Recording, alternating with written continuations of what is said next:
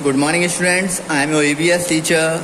Today I am going to teach you EVS again. From in last few videos, we studied our first chapter of EVS, that is our country.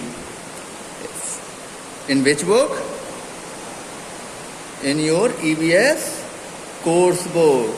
This is your book, Environmental Studies course book, class 4th. And after the discussion on different landforms, river, waterfall, lakes and other things, we come to the last topic of this chapter, that is different states and union territories. In this picture you see that here is a map of India. In this different states has mentioned by different colors. इसमें बहुत सारी states दिखाई हुई हैं. हमारी India में जितनी भी स्टेट्स हैं सभी स्टेट दिखाई हुई हैं और सभी स्टेट्स को अलग अलग कलर दिया हुआ जिससे हम उनको आइडेंटिफाई कर सकें. तो according to the book we have 29 states and 7 union territories in India, and New Delhi is our capital. So according to the book, 29 states and 7 union territories. But in the current, before few months, government has changed, and now in India 28 states are there. अब कितनी हैं? 28 states हैं और union territories कितने हो गए हैं? वो 8 हो गए हैं यूनियन टेरिटरीज भी. ओके. और न्यू दिल्ली क्या है? हमारी कैपिटल है. इंडिया की कैपिटल क्या है? न्यू दिल्ली. Identify state. हमारी स्टेट हम आइडेंटिफाई करते हैं तो हमारी स्टेट कौन सी है? मध्य प्रदेश. और मध्य प्रदेश की कैपिटल क्या है? भोपाल. ओके. सो और हमारी स्टेट कौन कौन से स्टेट को टच करती है वो देखो. नॉर्थ में उत्तर प्रदेश है ना, साउथ में महाराष्ट्र, ईस्ट में छत्तीसगढ़, और इधर वेस्ट में बात करें तो गुजरात एंड राजस्थान. तो टोटल 5 स्टेट्स हमारी एमपी को टच करती हैं, है ना. और ये सेंटर में है इंडिया के. कहाँ पर है? इंडिया के सेंटर में है. इसलिए इसको हार्ट स्टेट ऑफ इंडिया भी बोला जाता है. ओके. इसमें डिफरेंट लैंड फॉर्म्स होते हैं. Discuss about the land form associated with it. What is your neighbouring states. तो हमारी नाइबरिंग, हमारे पड़ोसी स्टेट जो है, नाइबरिंग स्टेट को हम देख चुके हैं. और डिफरेंट लैंड फॉर्म्स हैं. हमारी एमपी में आपको बहुत सारी रिवर्स मिलेंगी, जैसे नर्मदा, ताप्ती जो फेमस हैं, सिंध, बेतवा, चंबल, ऐसी बहुत सारी रिवर्स हैं. लैंड फॉर्म्स मिले, और लैंड फॉर्म्स में हम देखते हैं तो रिवर्स के अलावा हमको क्या मिलेंगे? वाटरफॉल्स मिलेंगी, लेक्स मिलेंगे, प्लेन एरिया है और बहुत ही फर्टाइल है इन the view of crop production. फसल के व्यू से, क्रॉप प्रोडक्शन के व्यू से हमारा एरिया कैसा है? प्लेन. यहाँ पर क्रॉप बहुत अच्छी होती हैं, है ना. एंड कुछ वैले भी हैं और भी बहुत सारे लैंड फॉर्म्स हमको एमपी में देखने को मिलते हैं. Okay. Then we come to the next point, that is there they give some point to discuss. So first we read these points and think on it, then discuss. The first point is, what is the difference between a spaceship, a desert ship and a ship in water. तो क्या होती हैं ये? Spaceship क्या होती है? एक ऐसा शिप जो हमें स्पेस में मूव करने में हेल्प करता है, जिसके थ्रू हम क्या कर सकते हैं? अक्रॉस द स्पेस हम मूव कर सकते हैं, वहाँ कहीं भी जा सकते हैं. वो होती है स्पेसशिप जो स्पेस में चलती है. स्पेस में मीन्स जहाँ पर आप अर्थ की ग्रेविटी से, हमारी अर्थ से बहुत ऊपर चले जाएं तो एक ऐसे स्पेस एरिया पे, एक ऐसी जगह पहुँचेंगे आप कि वहाँ पर अर्थ की ग्रेविटी काम नहीं करेगी, अर्थ आपको नहीं खींचेगी, वहाँ पर कोई फोर्स नहीं होगा. वो क्या होता है? स्पेस. और वहाँ पर जो शिप पहुँचते हैं और जो वहाँ पर हमें आगे बढ़ने में हेल्प करते हैं वो होते हैं हमारे स्पेसशिप. डिसर्ट शिप क्या होते हैं? ये जो आपको एक यहाँ डिसर्ट दिखाया हुआ है, इसमें एक कैमल बैठा हुआ है, तो ये कैमल को क्या बोला जाता है? Dessert ship. डिसर्ट शिप कौन होता है? Camel. If anyone asks to you which animal is the desert ship, so what is your answer? Camel. Camel क्या है? Desert ship है. इसको डिशर्ट का शिप कहा जाता है. ये डिशर्ट में बहुत ही इजीली चल पाते हैं, मूव कर पाते हैं, तो इनके थ्रू हम भी कहीं भी आ जा सकते हैं. And a ship in water, और जो वाटर में जो शिप चलती हैं, वाटर में मूव करने की जो हेल्प करती हैं, जिनके थ्रू हम आ जा सकते हैं across the water, these are the ship in water. Have you observe the water in this picture? इस पिक्चर में आपको वाटर दिख रहा होगा. ये दिख रहा है हमको, एक छोटा सा पॉन्ड सा फिल हुआ है.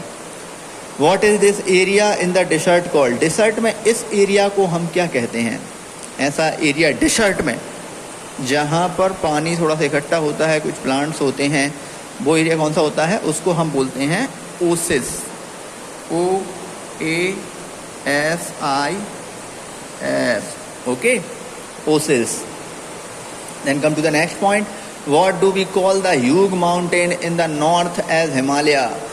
इंडिया के नॉर्थ में, नॉर्थ मीन्स ये ऐसे इंडिया का मैप दिया हुआ है, ये नॉर्थ है. हमेशा मैंने आपको बताया कि हमेशा ऊपर कौन होता है? नॉर्थ.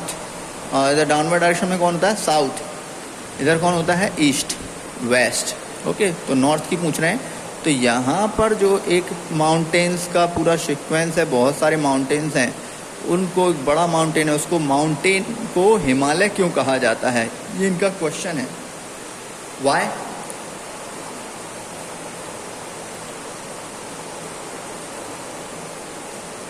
द नेपालीज, अगर हम बात करें उसको, एक जो वर्ड है हिमालय, नेपालीज उसको हिमालय बुलाते हैं, हम भी उसको हिमालय नाम से ही बुलाते हैं. तो हिमालय जो वर्ड है वो एक संस्कृत का वर्ड है, उससे ये लिया गया है ना, जिसका मतलब होता है आलय, यानी कि कोई भी स्पेस या फिर कोई भी प्लेस जहाँ पर कोई रहता है. क्यों? क्योंकि यहाँ पर कौन इकट्ठा होता है? यहाँ पर कौन होता है? स्नो, बर्फ इकट्ठा होती है. इसलिए बर्फ इकट्ठा होती है तो उसके लिए हम हिमबर्ड यूज़ करते हैं. हिम मीन्स आइस या स्नो, और आलय मीन्स प्लेस जहाँ पर वो है. तो जहाँ पर हिम इकट्ठा होता है इसलिए उसको हम क्या बोलते हैं? Himalaya. Name the highest peak of the mountain. इस माउंटेन की जो सबसे हाईएस्ट पीक है उसको हम क्या बोलते हैं? सबसे ऊपर की पीक, उसको हम बोलते हैं माउंट एवरेस्ट. हाईएस्ट पीक कौन सी है? Mount Everest. I'll provide you the question answers. So only we discuss today. Tomorrow I'll give you the question answer of this chapter. Okay. So what is the highest peak of Himalaya? Mount Everest. The next point. Crores of people visit and take holy dip in the river during Kumbh Mela and पुष्करम्स. Kumbh Mela जब होता है, पुष्करम जब होते हैं, तो करोड़ों लोग जो होते हैं, करोड्स ऑफ पीपल्स विजिट करने जाते हैं रिवर्स पे और होली डिप करते हैं. मीन्स उसमें रिवर्स में डिप लेते हैं, नहाते हैं उसमें, उसको होली डिप बोला जाता है, उसमें नहाना है ना. तो वो जो इस पॉइंट्स की अगर हम बात करें, एक्सप्रेस योर व्यूज़, आप अपने व्यूज़ बताएं ऑन दिस इवेंट, इस इवेंट पर, by considering on the different view on the basis of, अगर हम बात करें इसको रिलीजियस व्यू से या environmental, economical, health and national integration aspects, इन सभी को देखते हुए अगर हम बात करें तो इसमें आपका क्या व्यू है ये आप डिस्कस करें. ओके. जैसे कि अभी जैसे मैं फॉर एग्जांपल बताता हूँ, जैसे कुछ लोग कहते हैं कि अगर होली डिप जो करते हैं कुंभ मेला में या पुष्करम्स में इन द रिवर्स, तो उसका रिलीजियस क्या पहलू है. ये हमारे रिलीजन्स में बताया हुआ है कि उसमें जब भी कोई ऐसा कुंभ मेला होता है या पुष्करम्स जो होते हैं, अच्छे कुछ टाइम जब होता है, कोई फेस्टिवल होता है, तब हमें रिवर में डिप करना अच्छा होता है, क्योंकि वो हमारे लिए हेल्थ के लिए भी अच्छा होता है, और उससे ये माना जाता है कि अगर हमसे कुछ गलतियाँ हुई हैं तो उनकी वो हमारी गलतियाँ क्षमा हो जाती हैं, है ना. एनवायरमेंटल अगर इसकी हम बात करें तो कुछ लोगों का व्यू ये है कि रिवर्स में इतने सारे लोग अगर बात करते हैं या होली डिप करते हैं तो रिवर पॉल्यूटेड होती है। वहीं ऑन द अदर हैंड अगर हम दूसरे लोगों की बात करें तो कुछ लोगों का ये कहना है कि, और साइंटिफिकली ये भी है कि उससे ज़्यादा कुछ फ़र्क नहीं पड़ेगा। उससे क्या होगा कि रिवर फ्लो होती रहती है कंटिन्यू, रिवर फ्लो होने से प्रॉपर वाटर प्योर हो जाएगा, है ना। इकोनॉमिकल मीन्स जहाँ पर कुंभ मेला भरता है, जहाँ पर कुंभ मेला होता है या पुष्करम्स होते हैं तो वहाँ पर करोड़ ऑफ पीपल्स आते हैं, तो वहाँ पर गवर्नमेंट को बहुत सारी मनी भी खर्च करनी पड़ती है ना, बजट खर्च करना पड़ता है। लेकिन वहाँ पर जब इतने सारे लोग आते हैं तो गवर्नमेंट की या वहाँ पर रहने वाले लोगों की अर्निंग्स भी होती हैं। तो उसके दोनों ही पॉइंट्स हैं। हेल्थ का इफ़ेक्ट क्या होगा कि जैसे हम अगर in the view of religious it is good for our health, ये हमारी हेल्थ के लिए अच्छा होता है। National integration aspects, in the view of national integration means हम सभी की जो एक यूनिटी है उसके व्यू से अगर हम बात करें, उसके एस्पेक्ट से बात करें तो क्या होता है, ये कहीं ना कहीं हमको किससे जोड़ता है, हमारे रिलीजन से जोड़ता है। Okay, so it is also good in our national integration aspects. Okay, so this is your last video of our discussion of the first chapter.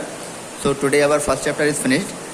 So and from tomorrow we are continue with the same chapter. From I'll give you the question answers of this chapter from tomorrow. Okay, good luck.